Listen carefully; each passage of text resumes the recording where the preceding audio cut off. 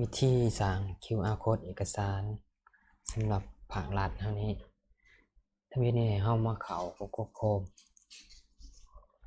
แล้วเฮามาพิมพ์ใส่อยู่นี่ว่า egc.gov.lw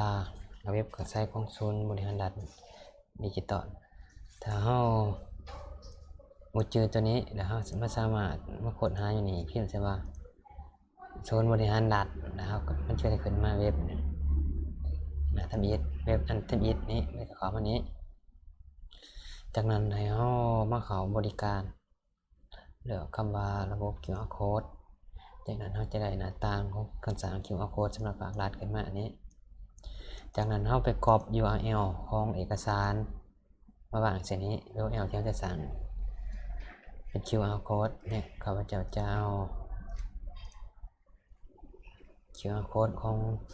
คู่มือการทำสัญญาฟิตนี้จะกดเอาลิงก์แชร์เอาลิงก์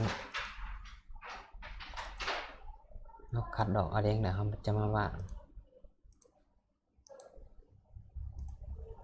ใส่แล้วเราสั่ง QR code เราจะได้ QR code อยู่2แบบหนึ่งมันจะมีโลโก้ของกระทรวงเทคโนโลยีแบบนึงมันจะบ่มีหรือว่าเราจะเอาแบบนี้เอาคลิกขวาแล้วเราก็เซฟแล้วเรามาเลือกเก็บมันเก็บไว้อยู่ใช้ก็แล้วแต่เราตามความสะดวกจากนั้นเราก็ใส่ชื่อเพื่อความสะดวกในการค้นหาก็จะใส่ชื่อมัน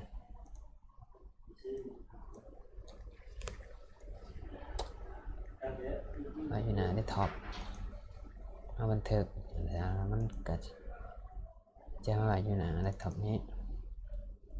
เราก็จะเปิดเบิ่งพอตัวนี้บ่ได้ลงโปรแกรมเบิ่ง